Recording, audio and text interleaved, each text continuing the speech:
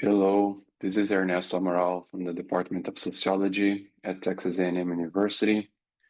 In this lecture, I'm going to talk about contextualizing the development project, which is based on Chapter 2 of the textbook, Development and Social Change, A Global Perspective by Philip McMichael and Heloise Weber. It's important to notice that you should read this chapter before watching the lecture. And also reading the chapter and the textbook is important to answer the quizzes of our social change class. Because some of the examples that are given and some specifics that are given in the chapter, I don't cover in the lecture. At the same time, the lecture goes a little bit beyond the chapter 2. I make some more discussions than what's available in chapter 2. So these slides in the lecture video are important for you to do the other set of assessments, the perusal assignments, right? So just be sure to read the textbook, the chapter 2, and then you can read the lecture slides and watch this lecture. So you are prepared for the quizzes and for the perusal assignment. In this specific chapter, the authors, they are trying to give a background of how development started in the world before going specifically into the development project, which is going to be the topic of the next chapter. So they start by framing the colonial legacy. The roots of the modern development project lie in the colonial reorganization of non-Western societies to serve the needs of previous European empires. The colonial rule imposed hierarchical institutions and economic structures that prioritized extraction over local well-being in those non-Western societies. So the European empires, they promote a lot of social change in non-Western societies, and as a return also promoted social change in European countries. And the way that this process happened, it has repercussions until today. And so this legacy continues to shape global inequalities and patterns of dependency in those non-Western societies that are the former colonies of European countries. This figure here is available in the textbook. It's just to show the European colonial empires at the turn of the 20th century, showing countries that were under Austro-Hungarian, Belgium rule, British, Dutch, and so on. So you have all this picture here, emphasize that you had a lot of different European countries ruling these different countries in the world. And mostly you see the global South being ruled by countries from Western Europe, right? The global South, the term global South emerged to refer to nations marginalized in global political and economic systems, and they are often former colonies. These regions experience underdevelopment not as a natural condition, but exactly as a consequence of their incorporation into a world economy dominated by the global North.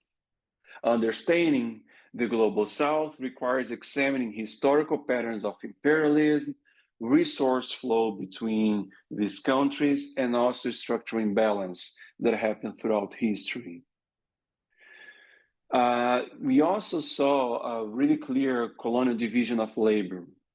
Colonies, they were assigned roles as suppliers of raw materials and food, while manufactured goods were produced in the metropole, in European countries.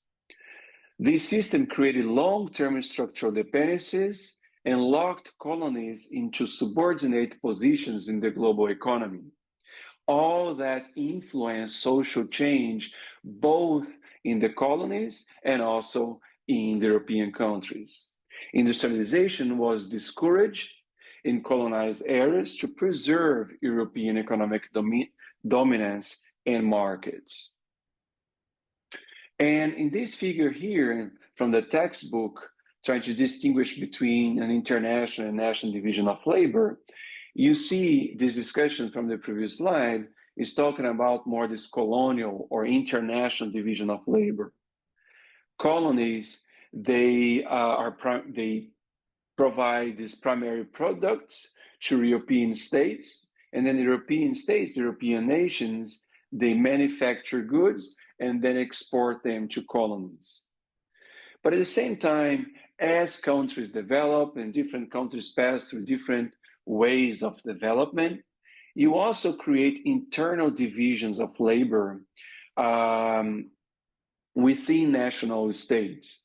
So some areas within a country might focus on agriculture, on primary products, while other areas within those countries, they have more industries and they manufacture goods. They have more manufactured goods, and then they send it to those areas that are more producing primary products.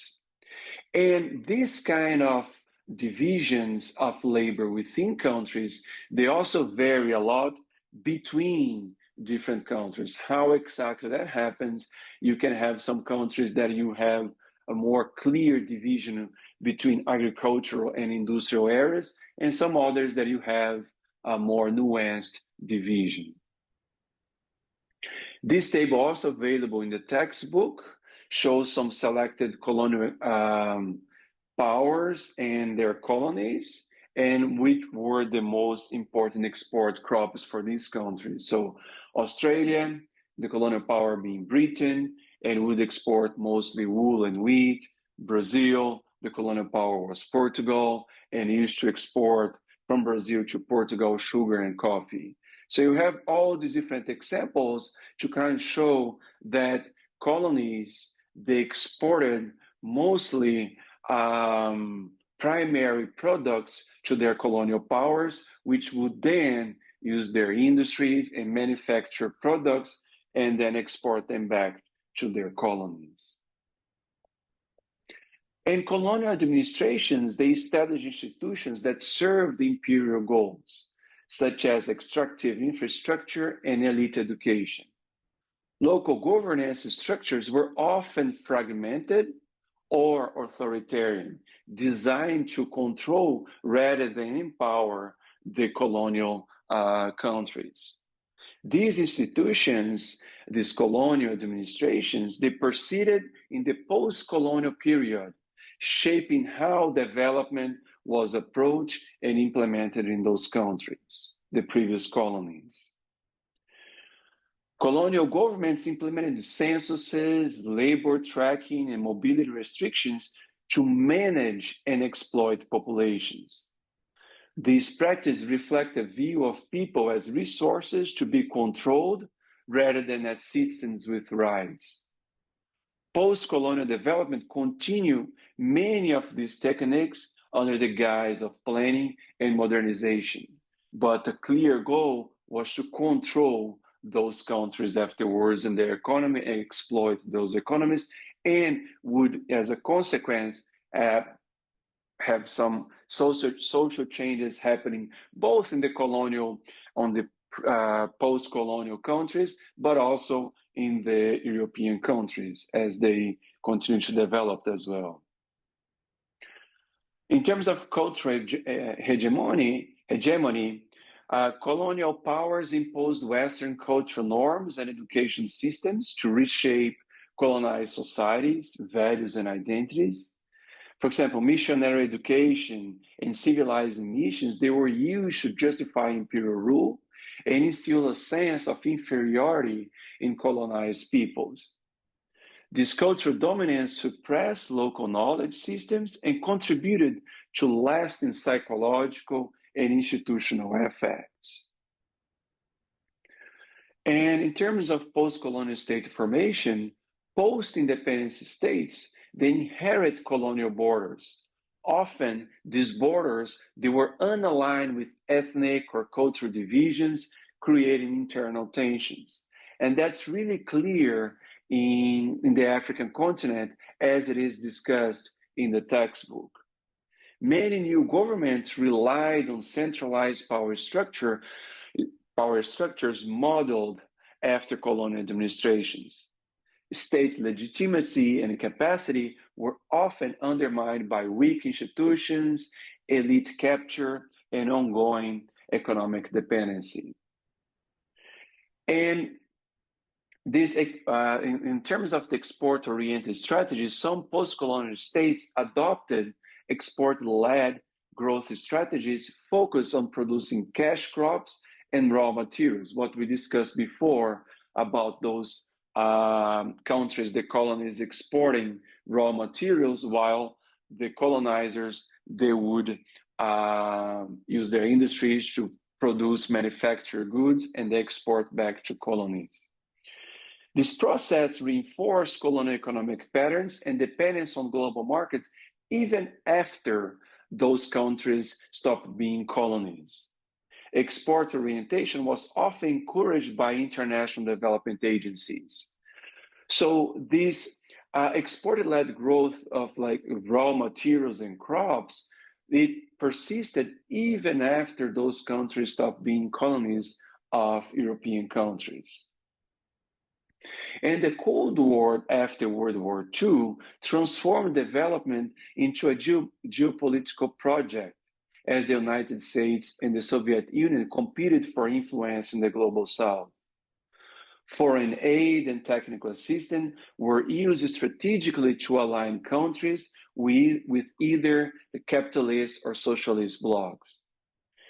This led to competing visions of development tied more to the ideological loyalty to the capitalist US society or to the socialist Soviet Union society than to local needs or capacities of those countries in the global South. And the Bretton Woods institutions, they were created to stabilize global finance and promote post-war reconstruction. And that's the case of the World Bank and the International Monetary Fund, the IMF. They became key financial players in the development project, funding infrastructure and state-building initiatives. Their influence shaped the international development agenda during the mid-20th century. And by the mid-20th century, development became a global project framed as modernization through state-led planning and foreign assistance. So that started shaping the development project already by the mid-20th century. The goal was to transform what were called the traditional societies into modern industrial economies following the model of the Western countries. This project prioritized economic growth, often at the expense of social equity, environmental sustainability, and cultural relevance. So this project was a way to, the development project was a way to kind of like give, or let's say the hope for the former colonies to follow the Western model. But as we're going to see in the following chapters of the textbook, this process was not actually linear as it was advertised. It was much more complex than that. The modernization theory argued that development followed this universal path from tradition to modernity, this linear path based on Western experience. It assumed cultural and institutional change was necessary for economic progress, often blaming on the development on internal factors. Critics, including dependency theories, reject these assumptions and pointed to historical exploitation and structural inequalities. On the other hand, the dependency theory emerged in Latin America as a critic to exactly the modernization theory. And the dependency theory emphasized global economic structures. It argued that underdevelopment was actively produced through unequal trade, capital flows, and foreign control. So we would not necessarily pass from these traditional societies into these modern societies in a linear format because our underdevelopment, the underdevelopment of the global South was dependent on the more development of Western countries. Peripheral countries locked into subordinate roles needed to reduce dependence and restructure their economies to achieve genuine development. That was the overall thought of the dependency theory. In order for Latin American countries to actually pass through this process, going from underdevelopment to development, they had to reduce the dependency on Western European countries. And so that's what they suggested, is import substitution industrialization, which aimed to break dependence by producing goods domestically in global South rather than importing them from the global North. Governments protected new industries with tariffs and subsidies, hoping to build national industrial capacity in the global South and trying to break down the dependency to the global North. While this import substitution industrialization succeeded in some sectors, it often faced also some inefficiencies, lack of competition, and over-reliance on state planning. So there were also some issues with the implementation of this import substitution industrialization. And by the 1970s, the development project faced criticism for failing to deliver equity, sustainability, or self-determination. So we see a lot of the development project limitations. Economic growth often coexisted with deepening poverty and social inequality.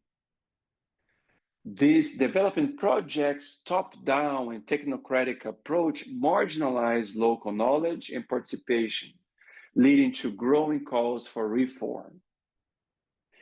And the United Nations had an important role in this process, promoting development as a global goal, linking it to peace, rights, and equity.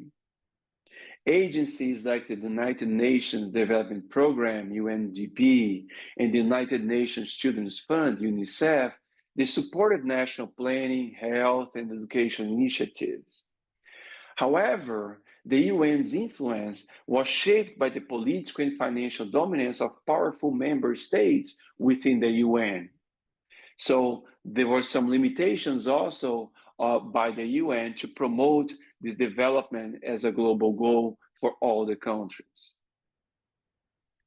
And this no-online movement offered a third path, promoting sovereignty and cooperation outside those Cold War blocs that would align either with the US or Soviet Union. Leaders from Africa, Asia, and Latin America advocated for fair economic relations and independent development. Their influence was more political than economic, and structural inequalities still remain. Some of these proposals to create the African countries, instead of based on nation states, create some more Pan-African nations, as is discussed in the textbook, they didn't actually come to happen exactly because the global North had much more economic power, and they tried to have some political influence, but because they didn't have economic influence, some of these propositions they did not actually happen. But it was a way to try to counterbalance the domination of the global North. Even with sovereignty, post-colonial nations, they face constraints from global market forces and trade systems. So we kept having global inequality across nations. External debt, commodity dependency, and in terms of trade, limited policy space for national development. These structural challenges, they reflect the lasting effects of colonialism and the embeddedness of inequality. And for example, the rising oil prices in the 1970s combined with falling commodity prices created trade imbalances and budget crises. Many developing nations, they took loans to finance development, leading to long-term debt burdens. This crisis exposed vulnerabilities in the development model and set the stage for future policy shifts. And the development project centered on the nation state as the key unit of transformation. National governments were tasked with planning, funding, and managing development programs. This framework assumed the state could deliver modernization and progress by following Western economic and political models. Right? So they had this, they were promoting the idea that countries could develop in the linear format, although that was not actually verified in practice. Development became synonymous with economic growth, often measured by increases of the gross domestic product, GDP. This emphasis sidelined issues like equity, sustainability, and cultural relevance. Development was promoted as an economic growth, but kind of ignored all these issues of inequality that these countries were facing. Growth-focused development assumed benefits would eventually reach all through a trickle-down effect. You first have this economic growth that benefits those at the top, and then after a while, after everybody in the society would benefit from this economic growth. But that actually did not happen.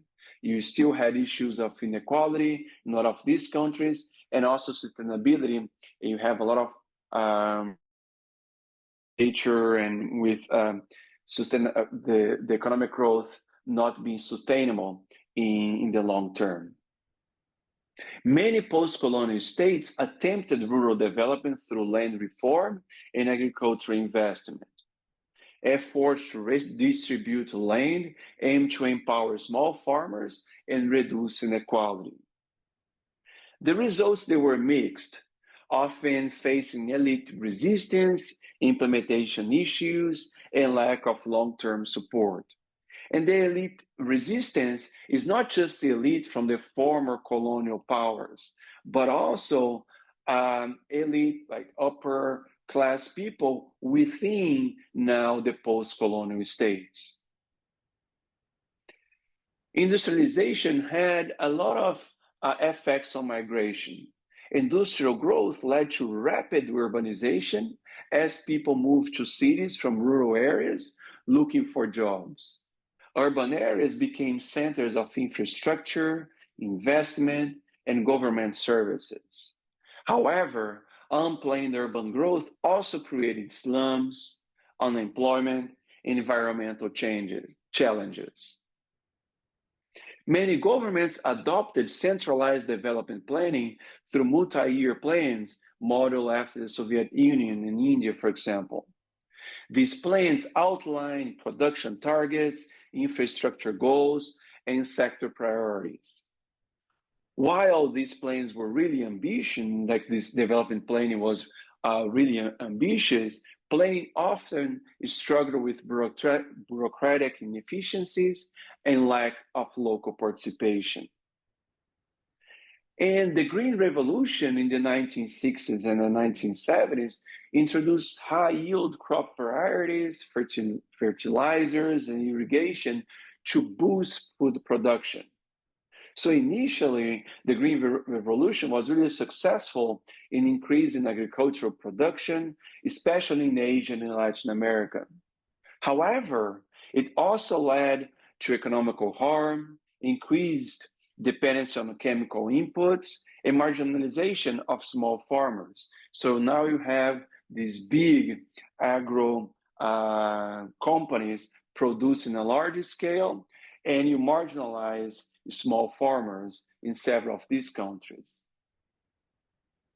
An international network of development agencies, universities, and consultants emerged to support these national efforts. So you see the development of institutions in those countries. These actors promoted technical solutions and Western expertise as the key to development.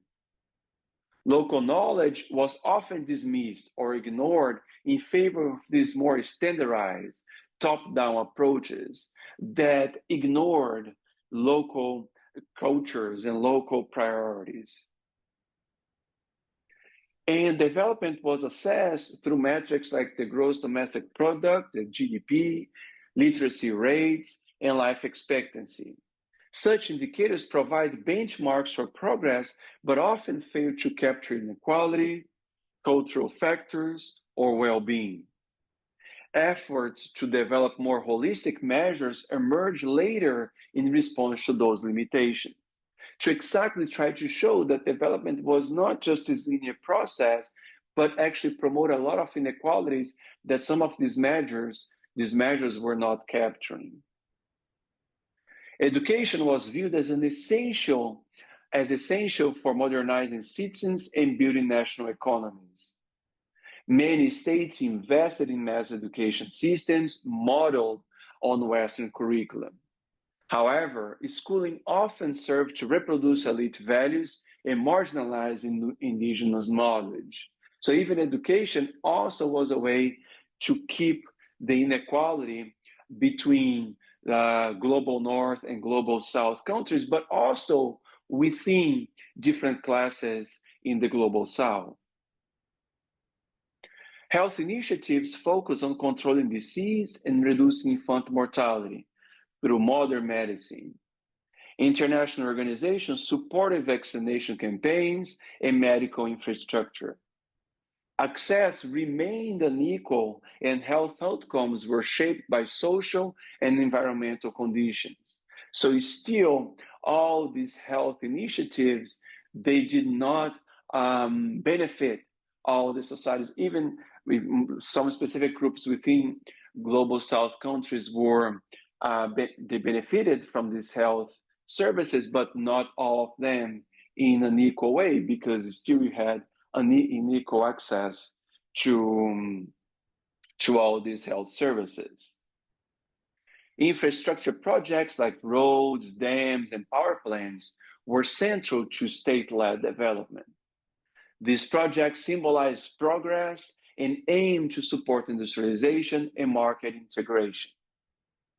Large-scale infrastructure often displaced communities and damaged ecosystems, raising concerns about equity and sustainability. Post-colonial states imported technologies from the global North to modernize industries and agriculture. So this technology transfer, this process, often created dependence on foreign equipment, expertise, and capital, instead of producing this technology within the global South. Technology transfer without local adaptation sometimes led to inefficiencies and mismatches with local needs. Foreign aid was a major resource for development, but often came with political and economic conditions. So a lot of the foreign aid, for example, from the International Monetary Fund, from IMF, or from the World Bank, often came with some conditions. And those usually hurt the countries that received this foreign aid. Donors used aid to promote strategic interests or to push for specific reforms. Aid dependency raised questions about national sovereignty and the sustainability of externally driven projects. A lot of austerity measures, austerity conditions were required by these institutions into the countries receiving foreign aid, and then it limited the development of these countries in a more equitable way. So, and exactly because these conditions, it emphasized inequality within global South countries. Development benefits often concentrate among political and economic elites in urban centers instead of the whole society within the global South.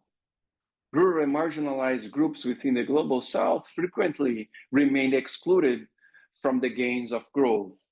This uneven distribution fueled social tensions and weakened the legitimacy of development efforts in the global south. Class, gender, ethnicity influence how different groups experience development, even within urban centers, for example.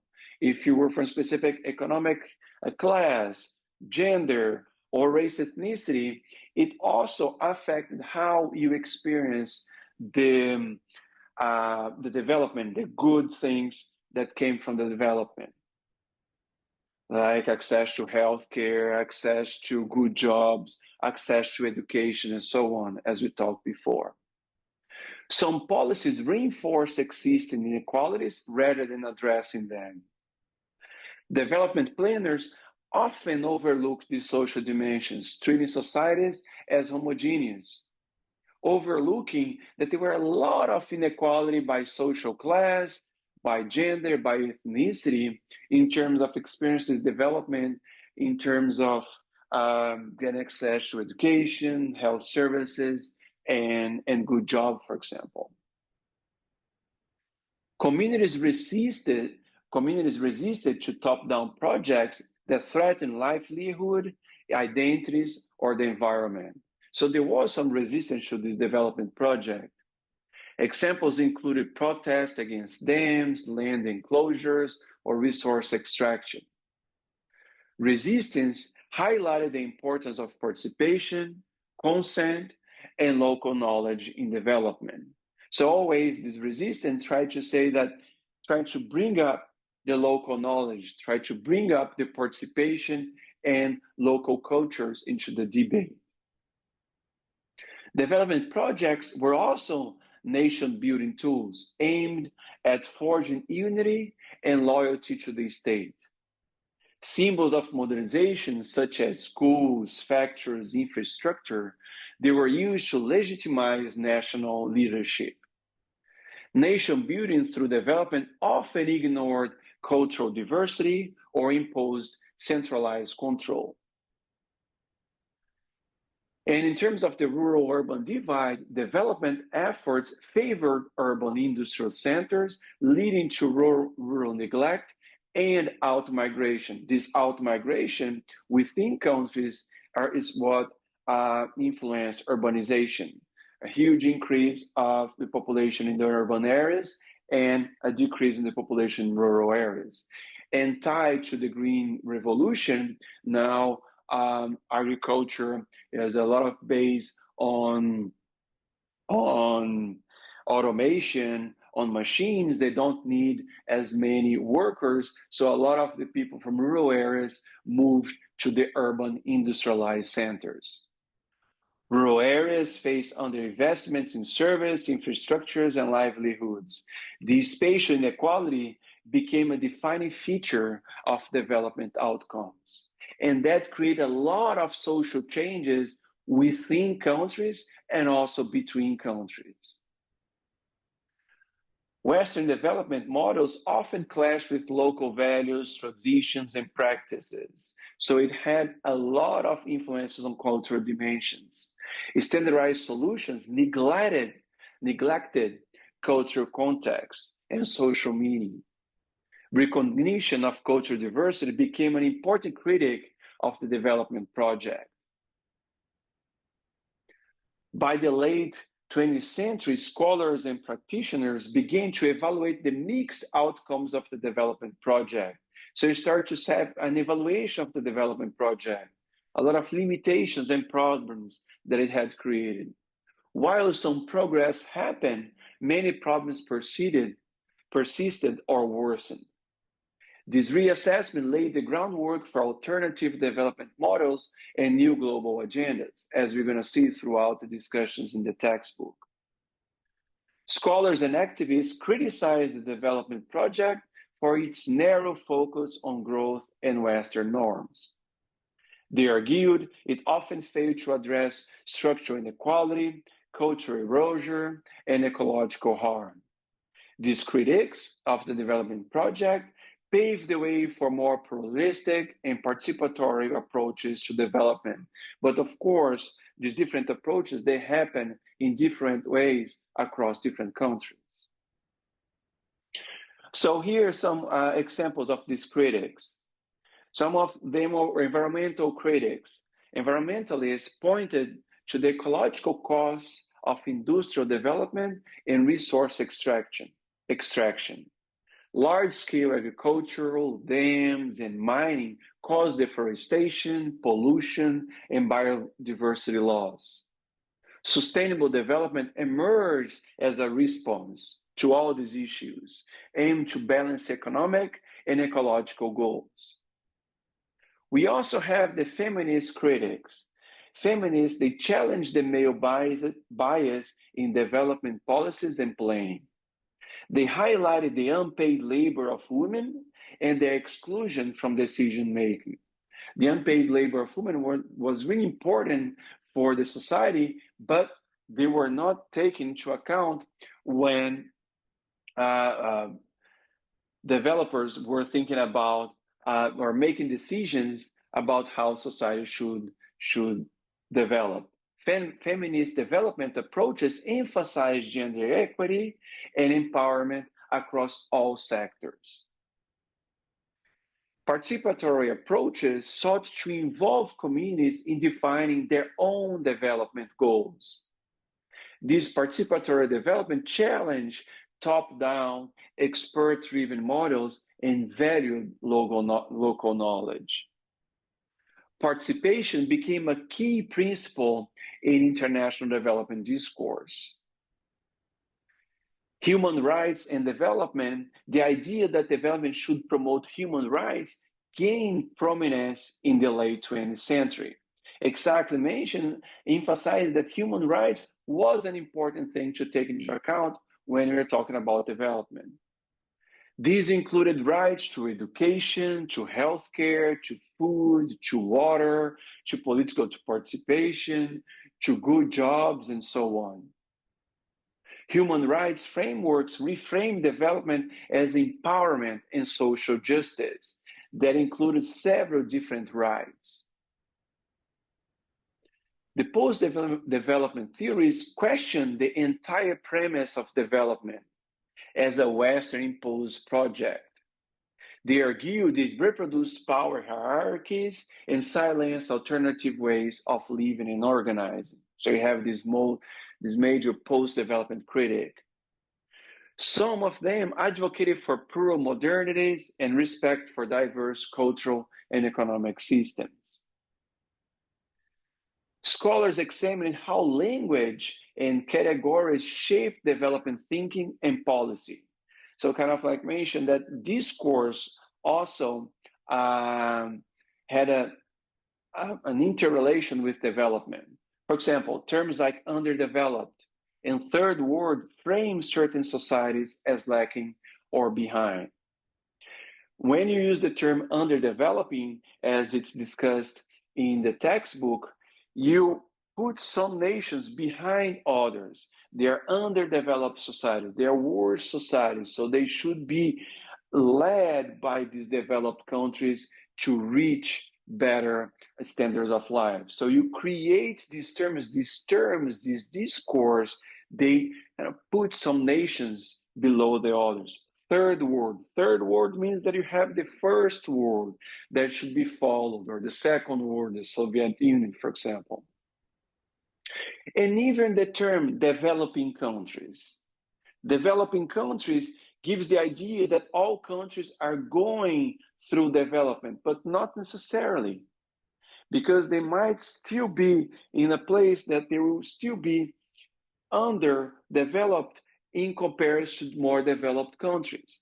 So even the term developing countries has this issue of discourse, might have given this idea that automatically they are developing and they are going to reach automatically this place of a more developed country, but it's not necessarily they will. So a critical discourse analysis revealed how development can produce exclusion and dependency. The use of terms is important in understanding this development process across countries. Global networks of non-governmental organizations, NGOs, activists, and social movements propose alternatives to dominant models. They promoted food sovereignty, solidarity economies, and ecological justice. These efforts represent a move toward more democratic, localized, and sustainable development paradigms. So we start to revisit the nation state. The role of the nation state in development has evolved with globalization and new governance models, as we're going to discuss in the next chapters. States remain important, but they face constraints from international markets and institutions. Debates continue about how to balance national sovereignty with global cooperation. And you have also new development paradigm. The failures and critics of the development project led to calls for new frameworks. These include capabilities, human development, post-growth, and degrowth perspectives.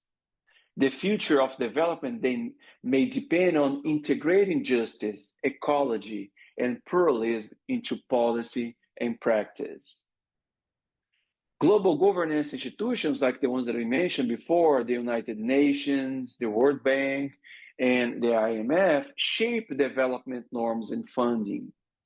These bodies influence national policies through aid, technical advice, and conditionality. For example, austerity measures. You have to decrease public spending, for example, are some of their conditions. And reducing public spending usually hurt social spending on the more poor classes within those countries, within the global south. Critics argue that they often prioritize economic stability over equity and self-determination. So it increases social inequality within global south countries. Agencies such as the UNDP, the World Health Organization, and the United Nations Food and Agriculture Organization, they support development across sectors like health and agriculture. So UNDP, WHO, and FAO, they have all these important goals. They promote global development goals and provide technical expertise. However, despite these good intentions, their programs may reflect donor priorities more than local needs. Bilateral and multilateral donors shape development priorities through funding and policy influence. So donors have specific agendas. Aid can be strategic, promoting donor interests as much as recipient needs. Donor-driven agendas may undermine national ownership of development processes. And development became a profession involving economists, planners, and consultants. These development professionals. This technocratic approach emphasizes measurement, models, and best practices. Professionalization sometimes marginalizes community voices and reduces development to technical problems. And development knowledge is often produced in the global north, shaping how problems and solutions are defined. So there is this knowledge production, all focused in centered in the global north. This creates power imbalance in research, policy, and funding, and more dependence of the global south from the global north. Decolonizing development knowledge is a growing focus among critical scholars and practitioners, trying to break this centralization of research, policy, and funding in the global north. In terms of the relationship between media and development, media campaigns have portrayed the global south using images of poverty, helplessness, and need. These representations reinforce stereotypes and justify interventions. Alternative media challenge dominant narratives and amplify Southern perspectives. In terms of the development project legacy, the development project reshaped economies, institutions, and societies in the global south. So created a lot of social change. Its legacy includes both infrastructure gains and enduring inequalities. Understanding this legacy is crucial to comprehend social changes and to imagine more equitable and sustainable futures. So as a summary for this discussion, development emerged as a post-World War II global project rooted in modernization theory and nation-state planning. And this modernization theory, as we discussed, was later challenged by the dependency theory. Colonial legacies, Cold War politics, and economic structure shaped development outcomes and social change. Critics from feminist, environmental, and post-development perspectives reveal the limitations of this development project. And here, some questions for reflections that you can have. That are important also for the perusal assignments that you have to do. What were the main goals and assumptions of the development project? How did colonial legacies shape post-colonial development strategies and social change? In what ways did the development project succeed or fail? How do critics of the development project inform current debates about development and social change? Cool. So thank you very much. This is the topic that I had to cover related to this chapter of our social class, about our social change class. Thank you.